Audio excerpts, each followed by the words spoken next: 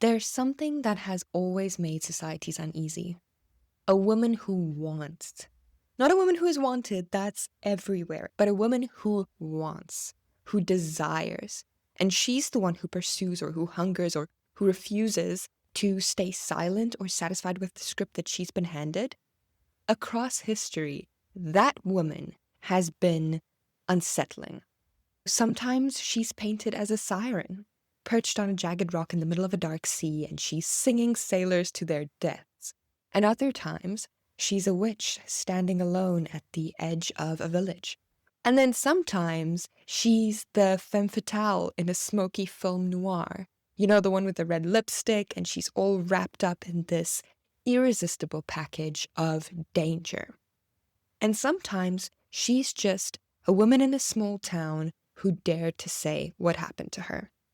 This brings me to the thing that sparked this episode. So I recently read a book called Three Women by Lisa Taddeo, and it completely consumed me. It is like something that I've never really read before. So it's a work of long-form journalism. So it's nonfiction, and it follows the real lives of these three women, Lena, Sloane, and Maggie. And it kind of traces how their sexuality and desire move through their lives in these really messy and complicated ways, and in ways that often become quite painful and hard to read. And the thing that struck me about this book is that none of these characters are neat. They're not perfect heroines or perfect victims. They're not always easy to like. And that's exactly what made the book feel so real, because these women carry trauma and longing and confusion and fantasy and shame, and above all else, they carry desire. One of the most fascinating things about this book is something that the author observes about desire itself. So she writes, and I'm paraphrasing here, that male desire often becomes narratively simple once the act is over. Now, closer to what she actually said was something like, she started writing the book about desire for men and women, but quickly realized that male desire becomes uninteresting after the orgasm, which I found really funny. But female desire, she said that after the climax, that's when things start to get really interesting. Because for women, the story rarely ends with the orgasm, if women even have one at all, right? But usually it's in the aftermath where everything begins, where we start to make meaning of what happened. That's where the power dynamics show up, or the shame, or the stories we tell ourselves about what just happened. So reading this book made me realize something. The question it's asking feels modern, but it's actually quite ancient. So that's questions like, who is actually allowed to want? Who gets believed when sex turns messy or painful? And why has female desire so often been treated throughout history as something dangerous and something chaotic and something that needs to be controlled? If you start tracing that thread backwards, it leads you to some strange and fascinating places, to myths about women whose voices could lure men to their deaths, and to witch hunts and people burning at the stakes, and corsets being designed to mold the female body into something socially acceptable. And it also leads you to doctors who's diagnosing women's emotions as hysteria, or Hollywood censorship boards deciding what kind of female sexuality can actually be shown on screen. And then suddenly, you arrive back here, in a world where millions of women are openly reading, like, fairy smut, or watching shows like Bridgerton, or debating erotic films and arguing on the internet about adaptations like Wuthering Heights, which we will definitely get into. So it just seems like we're living in a time where women are more free than ever to talk about desire. But are we? Or have we simply found new ways to package it? So today I want to take you on a journey through all of it. A sweeping little tour through the strange history that is female desire, and how it has been feared and punished and romanticized and censored and then sold back to us through pop culture. And most importantly, what all of that still means for women today. Welcome back to Lost and Found, the space where we're figuring things out in real time together. I'm your host, Carmen Vit, and come sit with me for a while. I'm currently sitting cross-legged on my bed in my room in Serong on the island of Papua. And so Papua is in far East Indonesia, and I'm in West Papua, which is on the Indonesian side. But on the eastern side is Papua New Guinea, which is a whole different country. I've been traveling through Indonesia for the past 3 months, and it's fascinating to me how different Papua is. Like, the people look completely different, the vibe is different, the culture is different. But this room is really special because it is overlooking the jungle. It has these big floor-to-ceiling windows. The light is just shining through. It's so hot. I'm sweating all the time. But I'm sitting here, I'm drinking my coffee, and I'm having this really interesting conversation with you. So this whole episode kind of links to a recent Substack essay that I wrote, which is called The Feminization of the Supernatural Grotesque, about why our cultural imaginations of haunting are always linked back to women. And I kind of talked about these figures of the witch, the siren, and the little girl ghost. I'll link that down below. But here in this episode, we're going to go deeper into the desire and the erotics behind it all, the sexuality. Okay, let's get back to this book that I was telling you about. The reason this book is so powerful is that the stories of these three women are not clean. They don't behave the way we expect women in cultural conversations about sex to behave. So they're not these perfect victims, but they're also not empowered heroines. They're emotional and contradictory and frustrating sometimes, and sometimes really heartbreaking, because they're human. So the first woman, her name is Lena. So when she was a teenager, she was sexually assaulted, and almost immediately this story turned against her. So instead of being treated as someone who had been violated, she was branded a slut, which is one of those strange cultural reflexes, right? And it appears again and again throughout history. Something sexual happens to a girl, and somehow she becomes the one who carries the shame. Years later, Lena then marries her college boyfriend and settles into what should look like a normal, stable life. But inside of that marriage, something is dying. So her husband won't touch her, he won't kiss her. And so Lena finds herself in this strange emotional position.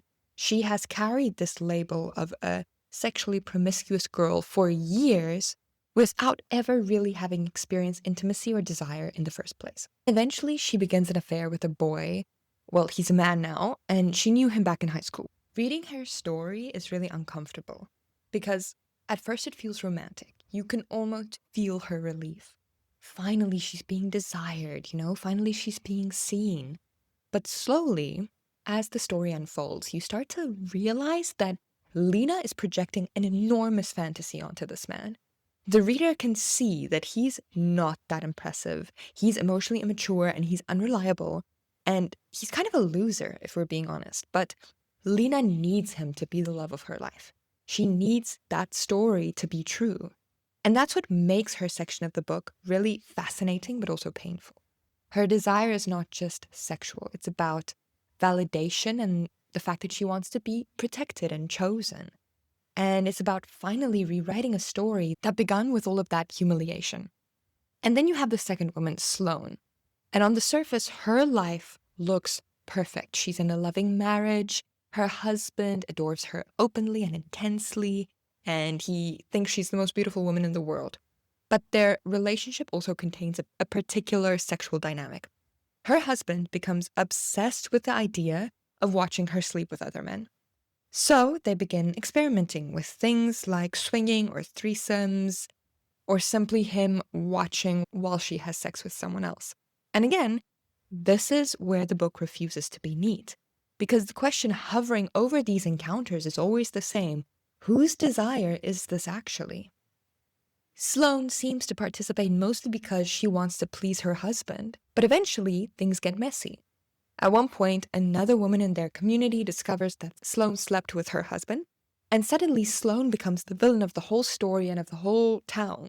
She becomes, again, the slut, even though the situation was orchestrated and encouraged and very carefully curated by the man who remains largely invisible in the scandal, her husband. And then there's Maggie, the third woman. For me, Maggie's story was the most devastating of all. When she's in high school, she becomes entangled in a relationship with her teacher.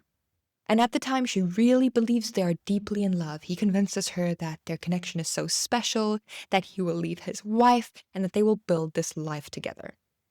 And then he eventually pulls away, and Maggie experiences the entire thing as this great, big heartbreak.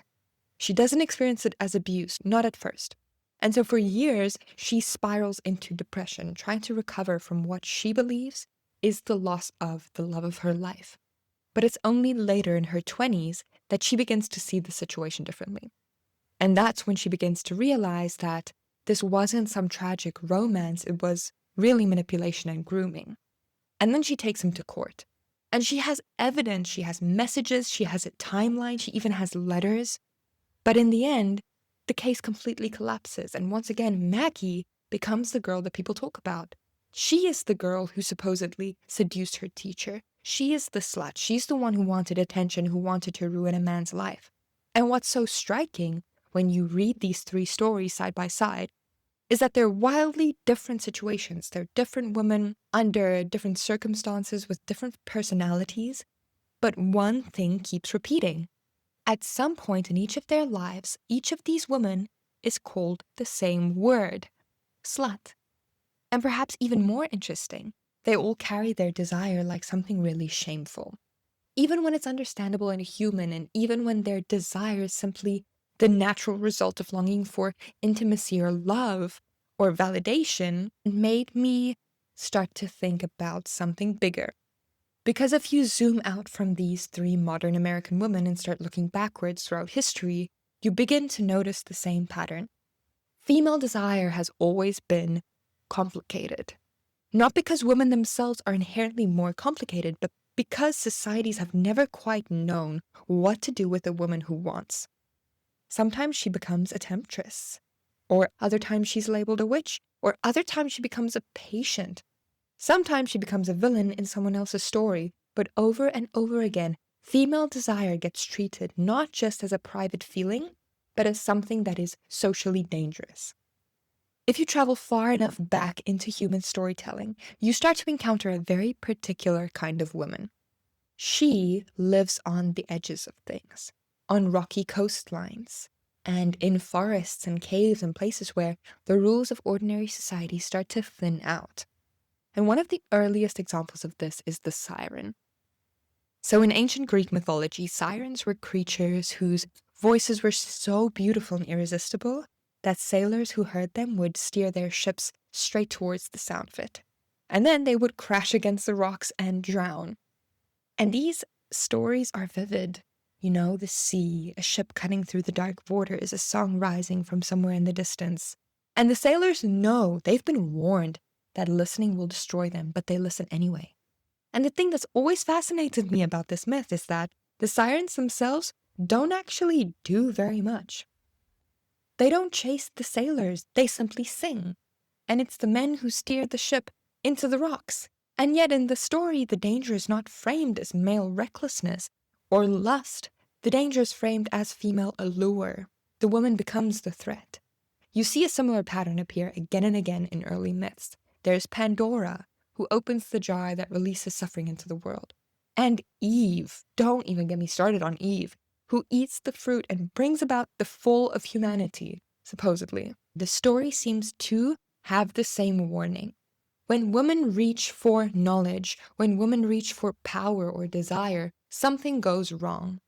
And whether or not people today consciously believe these stories anymore, the emotional logic inside of them is incredibly durable, because archetypes tend to survive long after the cultures that created them have changed. So the siren evolves. She doesn't disappear. Centuries later, she reappears as the femme fatale in a smoky film noir movie, the woman whose beauty supposedly destroys men's lives, or as the seductive villain in thrillers. But if the siren represents the fear that female desire can lure men to their downfall, then the next archetype in history represents something even more extreme. The moment when that fear turns into punishment. Because if a woman's power becomes too unsettling, history has often found ways to eliminate her. And that brings us to the witch. Okay, so imagine a small European village somewhere in the 1600s. The nights are long. The winters are harsh. Illness appears. You know, a child gets sick here, a cow dies there. A storm destroys a harvest. People are frightened. And fear, as it often does, starts looking for a face. The woman who lives alone at the edge of town and the one who knows about herbs and remedies, or the woman who never married, or maybe the woman who speaks too freely, the one who is a little too old, a little too strange, too difficult to place neatly inside the roles of society, or maybe too independent. And that's when the rumors begin. Maybe she cursed someone. Maybe she even made a pact with something dark. And once the accusation takes hold, the outcome is already written. Across Europe, and also big parts of colonial America, between the 15th and 18th centuries, tens of thousands of people, by and large most of them women, were executed after being accused of witchcraft. But the witch, much like the siren, is more than just a historical event. She is a symbol. She represents a woman who exists outside the structures that normally contain women, a husband or the authority of a church. She doesn't fit into these neat categories that make society feel orderly. And very often, the punishment then is brutal. She is hanged or burned. Sometimes she's publicly humiliated. But what's even more interesting about reading it today is how the archetype survived. The witch never really disappeared. She just shows up in different forms today. When we label someone a difficult woman or a crazy ex-girlfriend, or the woman who is too loud and too ambitious, too angry, too sexual. So the witch becomes the woman who refuses to shrink herself. In other words, the woman who wants too much. But history didn't only try to eliminate women who stepped outside of the lines. Sometimes it tried something a little subtler. Instead of burning the woman, you reshape her. You mold her body and you train her behavior. So you teach her how to take up less space. And so here our story shifts from fire and superstition to something a lot smaller but potent in its own way, and that is the corset. So if the witch was a woman who had to be destroyed, the corset represents something different, a woman who simply had to be shaped. By the 18th and 19th centuries, the anxiety surrounding women's bodies hadn't disappeared, and that is where the corset enters. A garment designed to mold the female body into a very particular silhouette. You know, the narrow waist, the lifted chest. The symbolism matters because it carried an unmistakable message about the female body. It should be shaped and it should be contained. Even breathing in some of the more extreme fashion periods became shallow and careful. A woman's ribcage quite literally compressed into the shape society preferred. And once you start noticing that pattern, you realize the corset wasn't just about clothing at all. It was about an entire cultural philosophy that believed that women were meant to be delicate and controlled. Their bodies and their waists were constricted in such a way that they couldn't be too hungry, they couldn't be too emotional, and certainly not too sexual. Which is why, around the same period, something else begins appearing in medical textbooks, a diagnosis, a word that today, for our ears, would sound almost absurd, but back then it was very frequently used, and that word is hysteria. For centuries, hysteria was used to describe a wide range of behaviors in women, and that included stuff like irritability or sadness or anxiety or sexual frustration, rebelliousness, even fainting spells or nervousness or any type of emotional outburst really was labeled as hysteria. Sometimes even just having too many opinions was labeled as hysteria. So the word itself comes from the Greek word for uterus, reflecting the ancient belief that a woman's body, specifically her reproductive organs, was the root of her instability. Interesting, right? In other words, if a woman behaved in ways that made society uncomfortable, the explanation wasn't social or political, it was biological. She was irrational because she was a woman. She was hysterical because she was a woman. And that made her ill. And then, once something becomes a medical condition, it becomes far easier to control because doctors could prescribe rest cures. They often said a woman like this needed isolation or even sedatives, sometimes even institutionalization. And the woman who might once have been called a witch was now called a patient, still not believed, still not trusted to understand her own experiences, but now she's just being treated under a different system. And yet, even as medicine attempted to regulate women's emotions, another system was shaping their bodies. And that is, I would venture to say, the oppressive system of beauty standards. If you think about things like the corset, it doesn't really go away, does it? It just changes forms. So today it might be dieting or calorie counting, this pressure to be thin and youthful always. The legacy of the corset sits in this constant cultural suggestion that a woman should always be slightly smaller than she currently is. She needs to take up less space, have less of an appetite, less hunger. Even our language reflects this. So women talk about being good when they eat less, when they're dieting. And they talk about cheating when they indulge. And when they restrict themselves, it's called discipline. But when you step back and you look at it, the logic feels familiar, doesn't it? For centuries, societies have worried about women who might want too much. That includes stuff like food and pleasure, yes, but also too much power and love and attention. And so over time, we developed entire systems designed to keep women contained. Once they were burned and accused, but now they're encouraged to shrink. But of course, controlling bodies and diagnosing emotions still wasn't enough. Because there was another place where female desire kept slipping through the cracks, where society just couldn't control it, and that was in movies. And that's where things start to get really interesting. Because even when societies tried to silence women's sexuality, pop culture couldn't stop obsessing over it.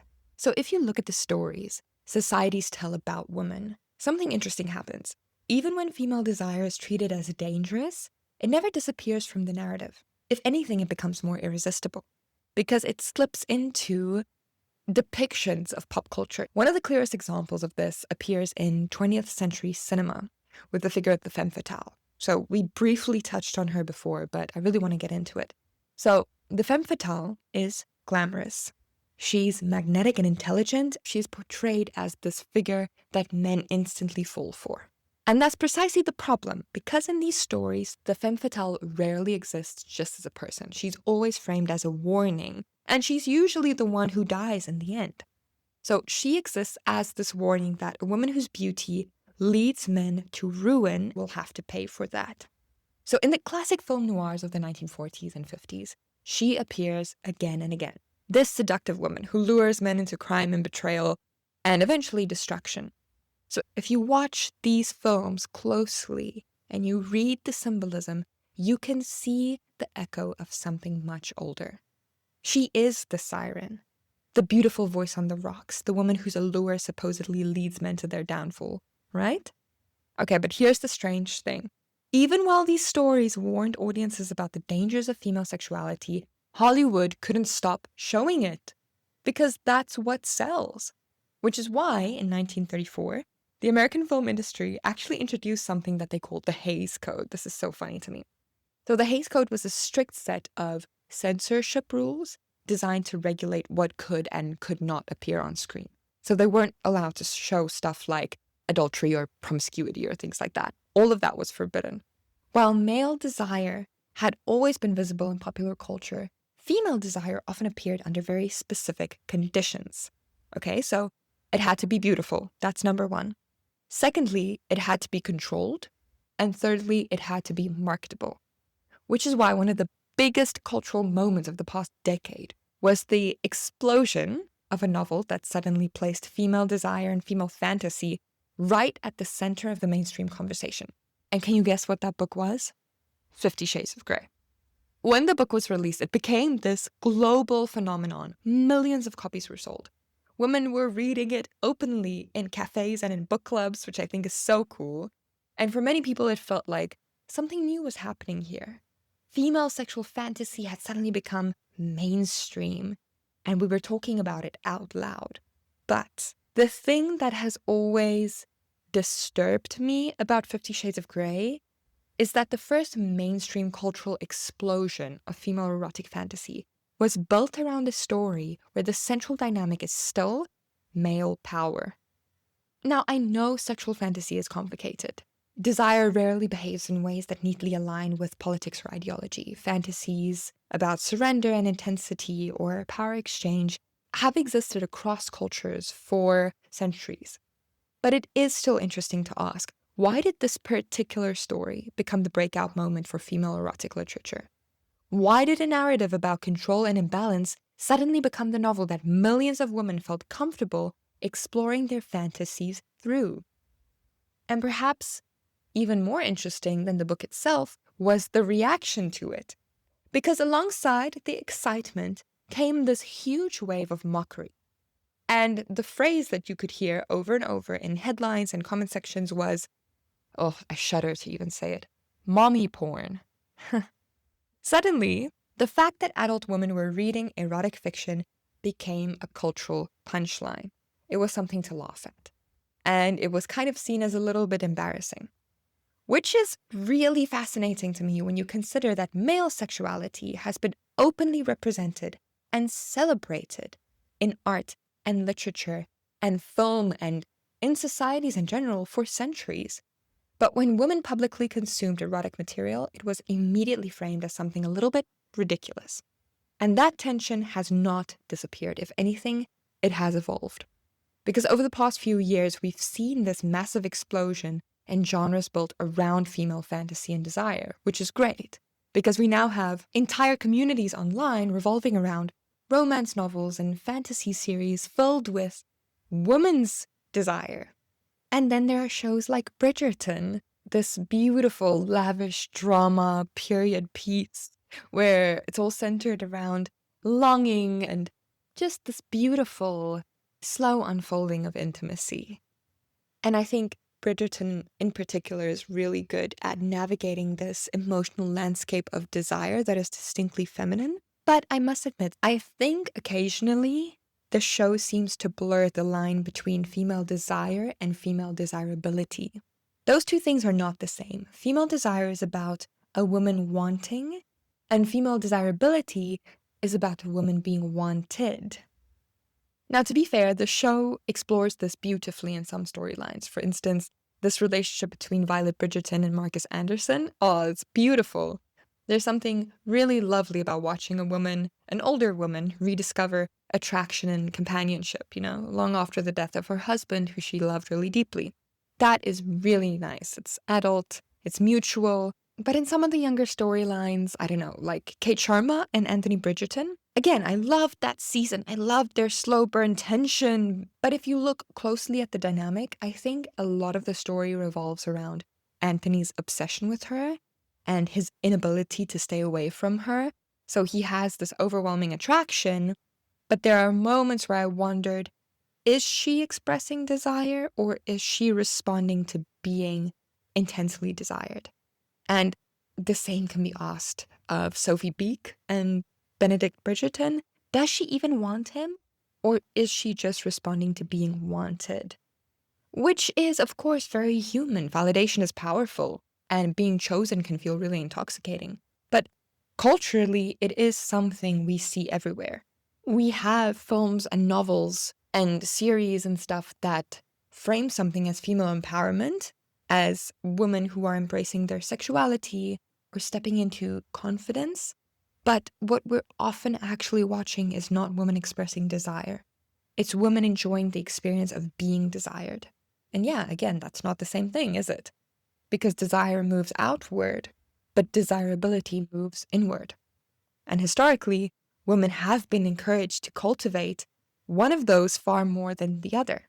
Now, this tension surfaces again in recent internet discourse around, drumroll, the new adaptation of Wuthering Heights. We need to talk about this.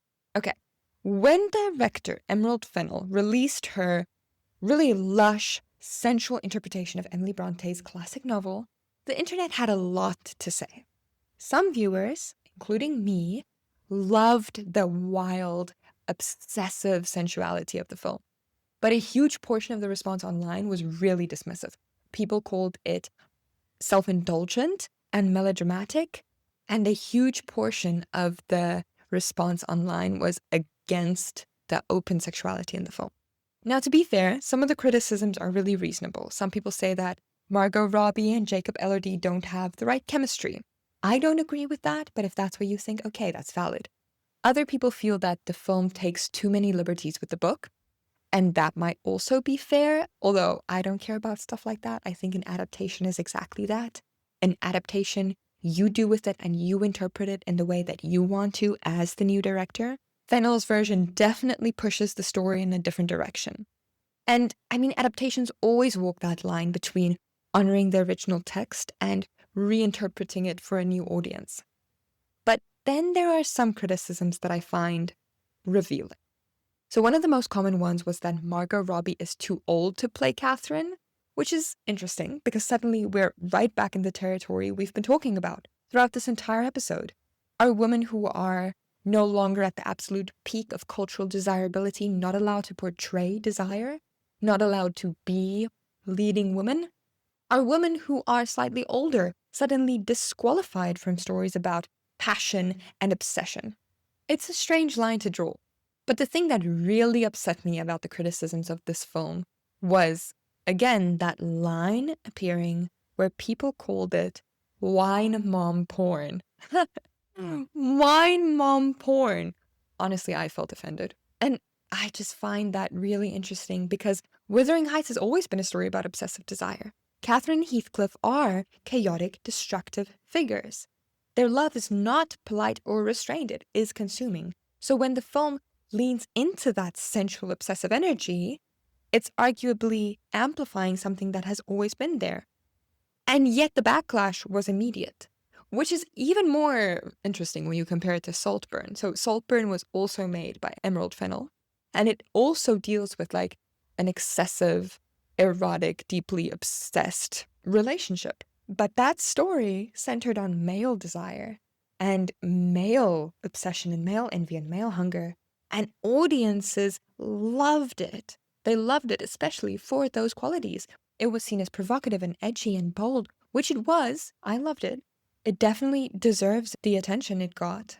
But when Emerald Fennell makes a movie that is similar in vibe, but that centers more female longing, then people start to call it indulgent or too emotional, and the reaction becomes dismissive. Suddenly it's embarrassing, it's wine mom porn. But what are we reacting to here? Is the problem really the sexuality, or is it something more specific than that? Because male sexual transgression has long been treated as fascinating. Those peoples are artists and anti-heroes. They are dangerous men with appetites. And those figures populate literature and cinema constantly. But female desire, especially when it becomes emotional or obsessive or unapologetically intense, it still seems to trigger a certain cultural eye roll, and it becomes unserious or too much. And that phrase, too much, has followed women around for a very long time. And that's not just a cultural phenomenon, that is a personal phenomenon. Every woman, I'm sure, can relate to that. And when you place those stories alongside everything that we've just talked about, and we talked about a lot, we talked about sirens and witches and corsets and the diagnosis of hysteria and censorship codes and the mockery of mommy porn, and amidst all of that, this pattern emerges. Across centuries, societies have been obsessed with female desire, but that also means they were terrified of it and they really wanted to control the story around it. So it's not like societies have ignored female desire, it's quite the opposite.